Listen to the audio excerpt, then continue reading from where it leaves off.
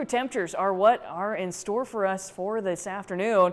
Largely going to see some more clouds blanket the sky and limit a lot of that daytime heating. So, man, some of us may even struggle to get to 80 degrees with south winds around 10 to 15 miles per hour and gusts that could be around 25 miles an hour. A little bit sticky out there this morning with dew points hanging around the middle 60s, but again, a lot more comfortable than what we started out with this week with the triple-digit heat and the very high humidity that made it feel kind of tropical.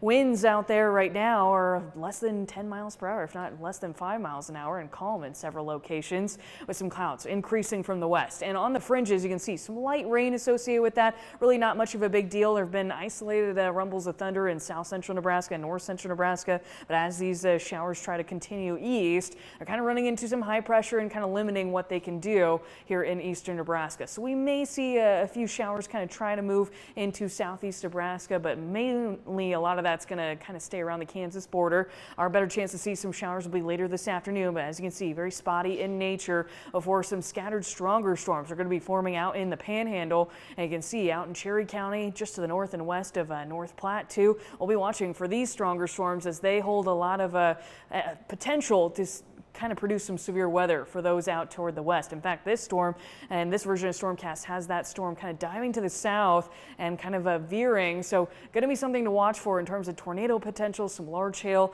and some damaging wind gusts before a lot of that calms down as it moves eastward overnight and into early Friday morning. I think storms should be of the weaker variety as they move in here, but maybe a storm or two could still hold some limited severe potential in southeast Nebraska before we see a lot of that clear by about this time tomorrow. So enhanced risk for western Nebraska for this evening.